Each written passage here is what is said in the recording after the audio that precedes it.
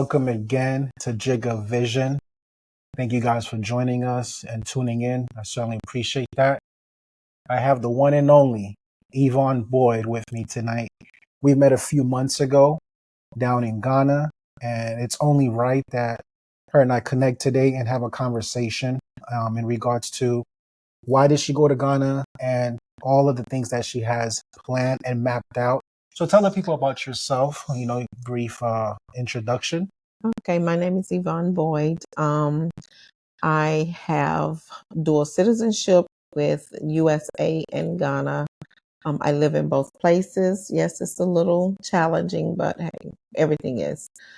I'm looking forward to being in Ghana full time, so I'm working on that. But I also have a company in Ghana, Africa's Premium Concierge Services, whether it is a car or a child care. If you want to do tours, that's what Africa Premium Concierge Services does. Entrepreneur here, ladies and gentlemen. She has her business not just in Ghana, but also in the States as well. What brought you to Ghana? Well, my first time going to Ghana was in 2019. I was just curious. I had never been to Africa. I met somebody that was Ghanaian and they would just tell me all these wonderful things about Ghana. And so I went. And I honestly did not know that it was the year of return. When I went, I had no clue about any year of return or anything like that. And when I got there, I fell in love with Ghana. Wow. Yeah. And I share the same sentiments. I know what you're talking about. But you just brought up something a lot of people here may not know of, right? You said the year of return. Yes. In a few sentences, can you explain to the people what the year return is and what Ghana's doing about that? Well, the year of return was inviting people across the world that was not born in Africa or in Ghana, welcoming us back home. And that's what the year of return was. And now we're at beyond the return. And there's still some things need to be put in place, for that. That's why we created the companies that we have to help assist with that.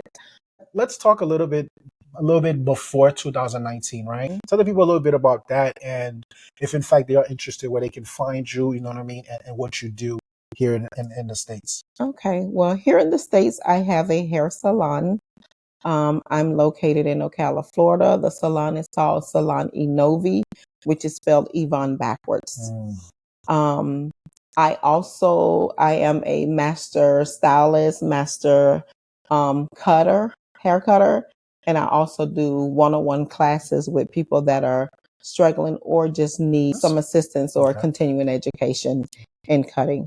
I've been in the hair industry since 1992, and I've owned my own salon since 2008. But before then, I co-owned salons with other people. That's amazing. So you have your salon here, right? 2019, you went to Ghana. You fell in love with it, like most of us. Why are you thinking about that transition from leaving the States and going to Ghana? Because you mentioned right now is half and half. Yeah. And I know at some point in time it's going to be full time in Ghana, right? Yes. So what's the idea behind that? What drew you to, like, you know what? This is it for me. I think Ghana is it. Well, for one, it's peaceful. I can say that I've traveled a lot all over the world, and Ghana so far has been the only place where, how I describe it, is my soul is at peace. The food is better. I feel healthier. The opportunities are endless. The people are super friendly, very nice. Every place has its challenges, but it's not enough to say that I don't want to go back. Right. And I just fell in love with the country. The country is beautiful. I don't have to worry about police brutality, because even with me, I've been stopped here in the US. I've been stopped by the police before because of my haircut. They're thinking that I'm a dude. Wow. Yeah. And then when they get to me, they see that, Right. But the first time I went there, I remember I asked my friend, I was like, can I get out the car? Because I didn't know. Right, And right. it's like, yeah, Right, so you don't have to worry about those things. Safety is very safe there. right, I feel safer there than I do here. all right. You know, I second that. Right. and the food, oh my God, the food is amazing. What's your favorite dish out there? Banku and Oh tilapia. my gosh.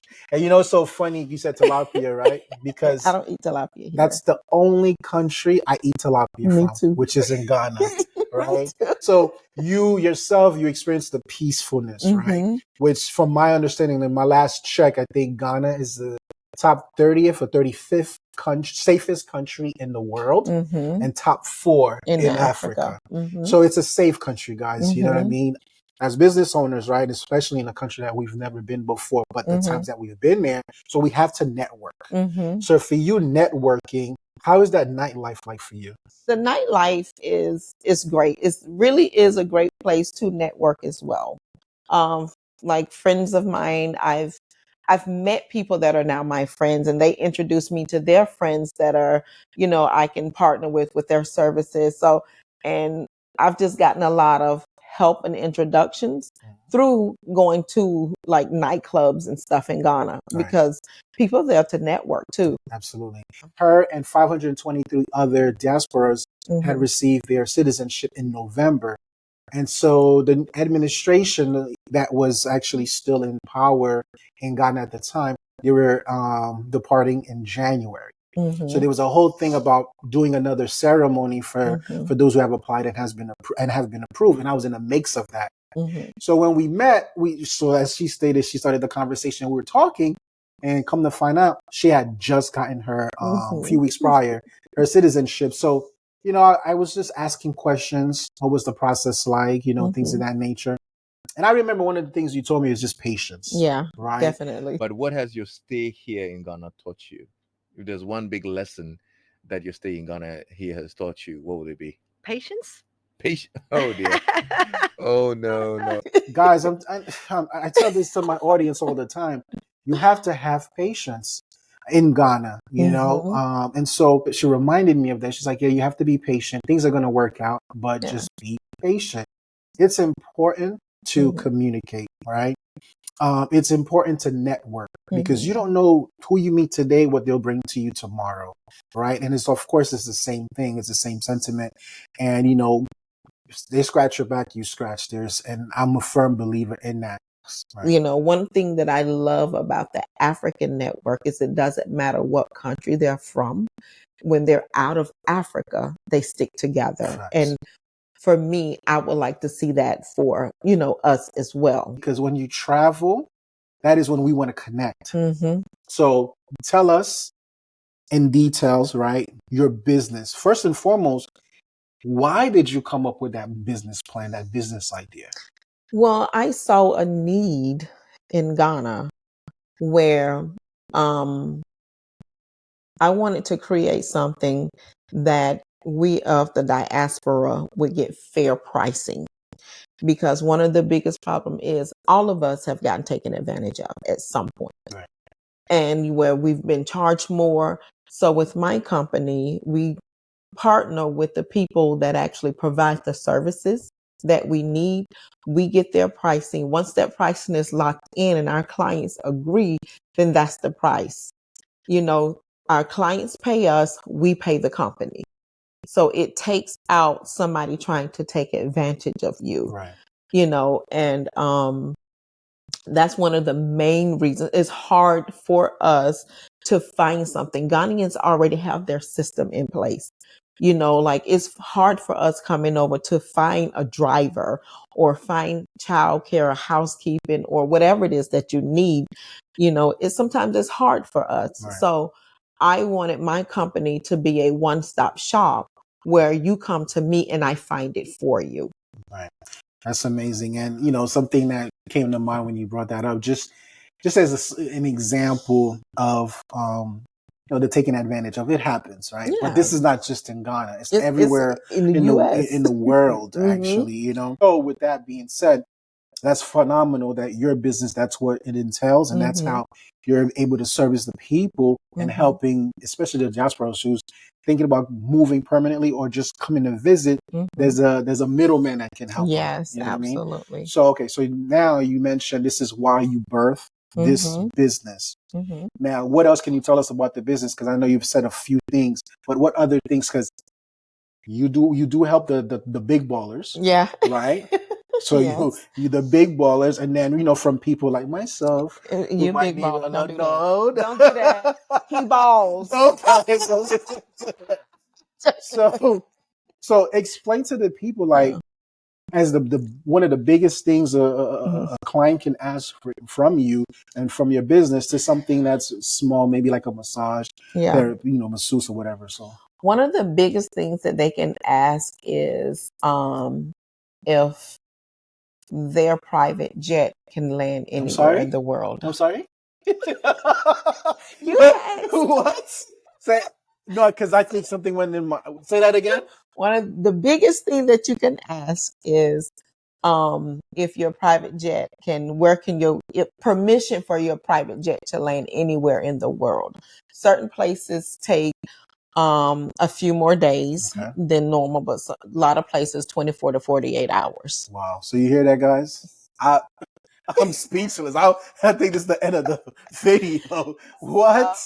That's phenomenal. So you see that, and I think that speaks great about your company, right? Because you cater to everyone. Yes, it doesn't You know what I mean? miss. So that's amazing. What else? What else do you have for us? Relocation services. So if somebody wants to relocate to Ghana, we help assist you with your relocation to helping you get your visas, helping you get residency. If you want to start a business, we help you register your business.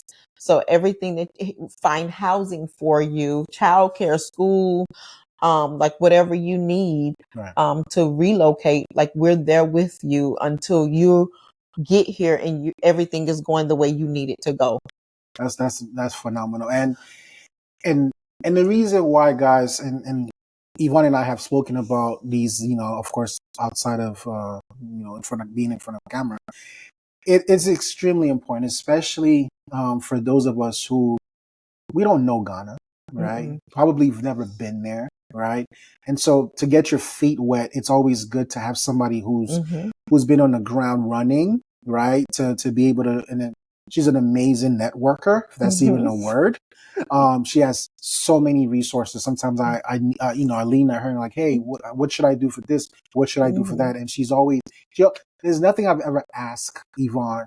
Yvonne doesn't have somebody that does it. I promise you. And so that's the amazing thing about her. And then another thing too, just her personality. She's caring, right? And so always, want to do something, always want to help out and things of that nature. So that's great. And another thing too, as we're speaking, one of the things, because as me being a business owner in Ghana and her as well, we have similarities or similar things as far as what our business structures are. But instead of like, let's be enemies or we're not competitors, we're partners, right? And so one of the things that we do, so whatever it is, so I'm more of a like the documentations, right? So I focus and solely on kind of like, she does this as well, but as far as like, helping and guiding citizenship, I do things like also business registration or what have you. But her capacity is way more than mine. And one of the things that as partners, we've always talked about, if somebody comes to me and asks me for A, B, C, or X, Y, and Z, and I don't do it, I hand it right over to Yvonne. You know what I mean? Because that's her expertise. So that's what she has resources on as well. And so I lean on to her and I'll send her, I'll send them her way. Because again, it's about partnership. What do you think about what's going on? And I'm not big on politics, anything like that, but just what's going on in the country or in the world that we can help others based on the company that we have right now. Well, for me, I think a lot with what's going on here, a lot of people want to leave, and you should. They just don't know how to. with the climate, with politics and wars and all of this stuff, getting involved in all of this stuff. A lot of us, we don't want to be here. Right. We here because we don't know where we can go. But that's what we're here for. Right. And so tell the people, because we people that's what she's right. Maybe it was fear. Maybe it's I've never been anywhere else but this country or but this state or what Right. have you. Share with the people your website, how they can get a hold of you, get in touch with you, so that way you can just take it from there and guide them. The website is apcsghana.com. You can also reach me on WhatsApp at +233 544 777 612. That's my Ghana number. Okay. So you can definitely reach me. You send me a message on the website, and I'll respond back quickly. Okay. And so, what do you think someone who's thinking about it, right? And they may not even ready to move anywhere, but you're just the thought is there. They planted a seed, but what do you think is the next step? What should the people know? Like, what's the next step should be? Well, if you're thinking about it and if you've never been to Ghana, I would say you should come visit first. That's the first step. Visit. See how you like it, because Ghana might not be the country for you. Right. If you can afford to live there, because I'll tell people Ghana is cheaper, but Ghana is not cheap. I've never been to Ghana. The seed is planted where I just want to go somewhere, maybe the motherland. How long should I go? How long should I visit? What's the time period? I would say nothing less than 10 days. Okay. But if you can take 2 weeks to a month off, I would say do that. Okay. And that way you can really see how things move. Okay. So now, boom, I'm able to, I get the month off from work. I can come and visit Ghana, get my feet wet, see the ground, see what it's like, everything that you guys have been talking about. So how much money can I live off, or do I need to use outside of my flight? How much money do you think is necessary to have and carry for a month? I think that depends on your lifestyle. So that depends on your lifestyle. You might be like, okay, I'm all right with getting you can rent an apartment for $300 to $600 a month, up to $1,200 or more. Right. It depends on where you want to be.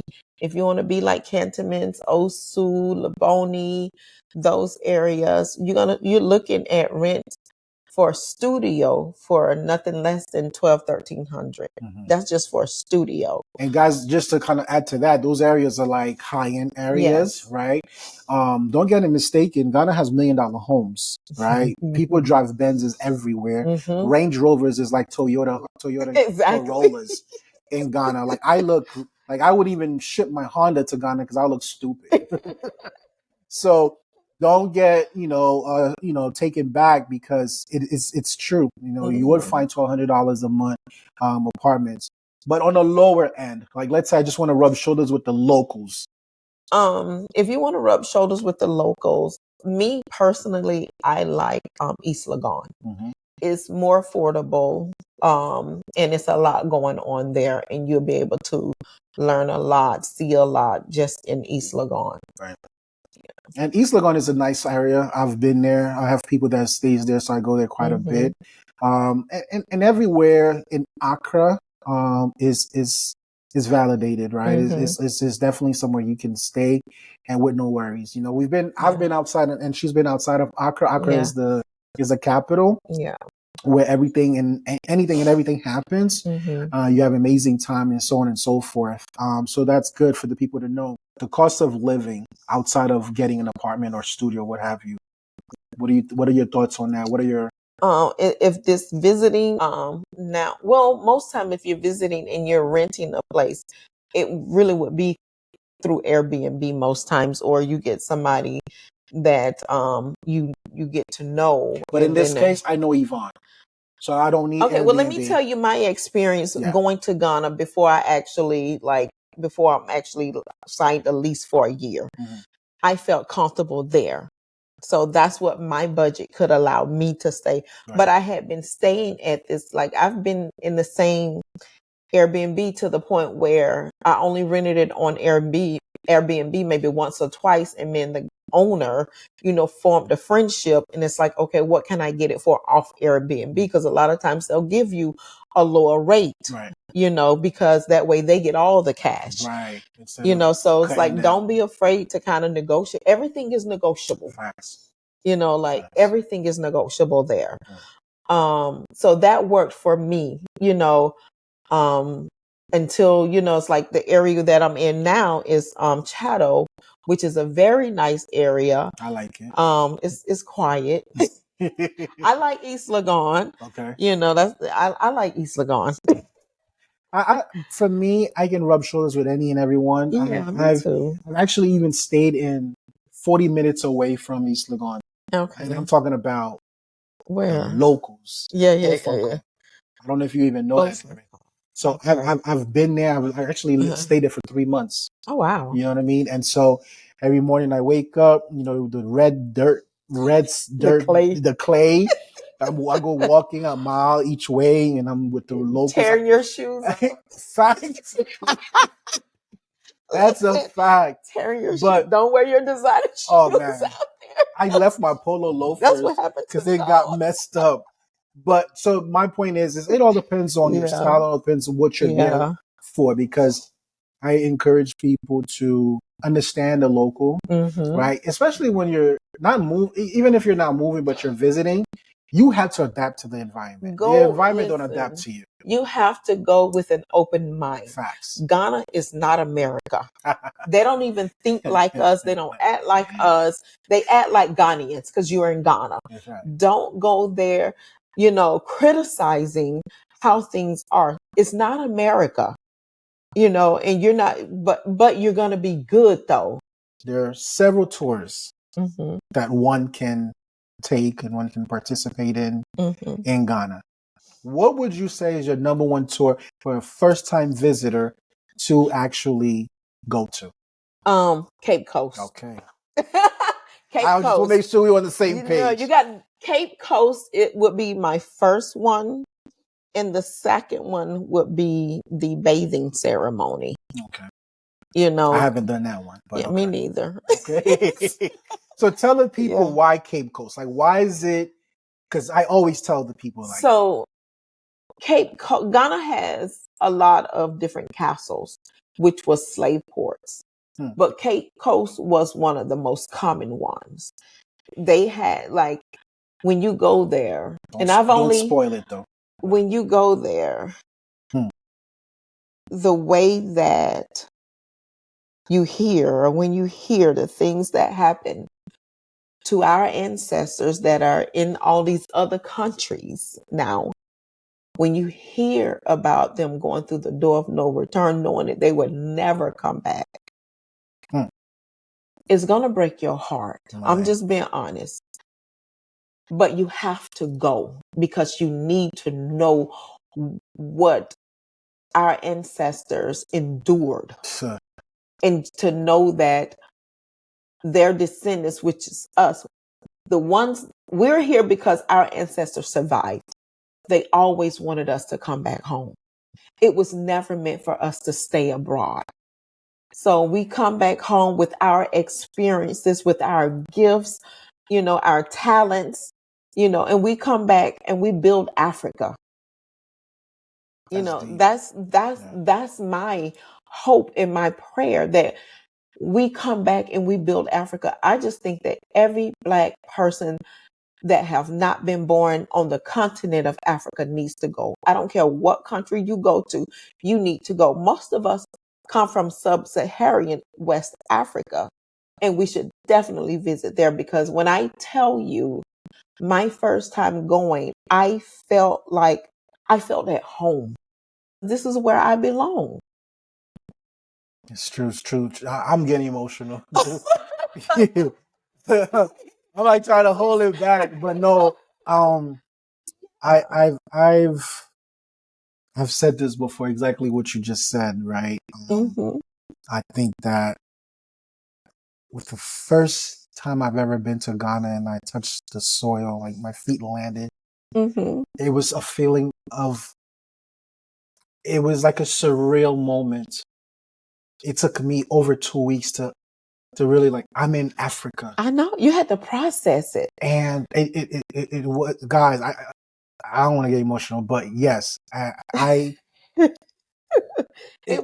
telling you, it was so powerful. There's Yvonne and I can be here all night trying to explain. No, seriously, we can sit here and try to explain to you what it feels like, but we can't. It's you have to be there. You have to experience it yourself. It's something like, it's a out of body experience, I would say, right? I was emotional for 2 weeks. Even tears was coming down my eyes. I would wake up every day pinching myself like, I'm in Africa, I'm in Africa. So I didn't even go out for 2 weeks. You know what I mean? And just because it just touched me. And then of course, when I've gone after that, you still feel, because it's like it's warm. And I'm not talking about the weather. Listen, I was like, I need Mother Africa to hug me. Yeah. It is. Let me tell you that growing up as a little girl, like our history book taught us something totally different about Africa. Even to the point that I remember saying one day, I don't ever want to go to Africa because of what they taught us. And I think that we, as especially African Americans, we have to unlearn so much. And I still hear people say that. When I came back, a lot of people are like, oh, do they live in huts? Or do they this? I say, girl, the people live better than us. Let me tell you something. America is a debt society. And it's going to always keep you in debt, always trap you. Africa or Ghana is not a debt society. They buy a house, they build it, they own it. They buy a car, they own it. Whatever they buy or build, they own it because they're not indebted to anybody. And all of these like the taxes and all of this other stuff, they have their own taxes, but nothing on the level of what you have to deal with here in America. You know, and it's just, life can be so much better. When I come back here, I feel I'm on the little hamster wheel. I'm on the hamster wheel. When I go back to Ghana, when I'm in Ghana, I am just coasting at peace, just coasting. Nothing is of urgency. Everything is of your boss. Oh, I need this paper done by tomorrow. Oh, I need this. And it's like it never ends. You know, in Ghana, it doesn't. I'm in Ghana. I go walking 4 or 5 miles a day on the beach or up the road from where I live. I'm exercising. I eat whatever I want and lose weight. When I get back here and I start eating the food, drinking the water, it doesn't matter what it is. I feel sluggish to the point where I don't even want to get out of bed. Right. And you know, and that's the reason why, guys, you know, we're encouraging you, the people, you know, to be able to have that experience. You know, we talked about the tour, which I second that. It's a must. That if you do go, yes, it's okay to have fun. Yeah. But go definitely do one of those tours. I remember seeing a picture of Steve Harvey at Cape Coast. He did that tour. And I saw him sitting down and he was in tears, right? And those are the emotions that seeing, as Yvonne mentioned, those things that our ancestors endured, you know? And so it's important that, you know what I mean? If you can, whether it be a week, 2 weeks, go there, visit Africa, right? And get that experience yourself so you can actually come back and share it. You know, recently, and what's his name? The boxer, Anthony Joshua. Yeah. He recently went to Ghana and he was talking and he was like, oh my goodness, because he's from Nigerian descent. And so he's been to Nigeria before. Well, this was like 2 weeks ago. Yeah, I saw. I've been looking at it. And it was his first time in Ghana. He was like, they lied to me. And he was like, they lied to me. And they said, what do you mean? It was like, oh, because when he's in Nigeria, they told him like Ghana was like, was not it. So he went and experienced it himself. You're talking about a multi-millionaire, right? Who also with him, and remember all the resources he possibly has more than we do because of his finances. And that's what he thought too, because that's what they engraved in him, right? From where he's from in Europe or what have you. So now he went and said, you know what? Let me go and experience it myself. Yeah. And he became a citizen. Yeah. They gave him I some know sort they of, talked about it or whatever. right. So they gave him the citizenship in Ghana. He fell in love with Ghana. Yeah. And possibly doing big things in And I Ghana think as they well. asked him to be like an ambassador or Right. something as well. Yes, Yeah. yes. And so it's amazing, you know, and that's just one story out of millions, right? What's his name? Oh my gosh, Stevie Wonder. Yeah. He went out there. He got his He citizenship had citizenship about a year or so ago. Yeah. So, you know, everyone's going out there and experiencing it for themselves, and I encourage you. Yes. So now let me ask final thoughts, or want to share with the people about the business and what have you, future endeavors, anything else? Well, just, you know, if you're looking to relocate, if you're looking to visit, definitely, you know, go on my website, apcsghana.com. We're here to help you every step of the way. Just know that we're here to hold your hand through the entire process. You know, don't be scared. Just go. You know, don't wait on people like, oh, I'm waiting on my friend. Just go. I went by myself and I didn't know anybody in Ghana. I didn't know anybody, but now everybody knows me. That's a fact. That's a true statement. Yes. From high to low, it doesn't matter. They know who I am. Right. You know, because, you know, you have to put yourself out there. Like, just don't be afraid. Just do it. Don't think about it. Plan it for sure. Right. But just come. And reach out to her, guys. You know what I mean? Please. She's here to help. Any social media handles? APCS Ghana 2024 is Instagram, APCS Ghana. Just put in APCS Ghana on any search engine, whether it's 2024, whichever one, it'll come up. Okay. Yeah. Awesome. Well, Yvonne, it's definitely a pleasure. Thank Before we go, any last words you want to leave for the people? Anything inspiring, whatever that, you know, you want to share? Well, I will say, if I leave you with some words, it would be to live your life unapologetically. Be unapologetically you, be authentic, be true to you. You the only one that have the power over you. If you give somebody else that power, they got the power to make you or break you. And on that note, we drop the mic. So thanks again. It's a pleasure. It's something I've been wanting to do, and I'm glad I had the opportunity to do it tonight. Guys, thank you for tuning in. You are watching Jigga Vision. Till next time. Peace.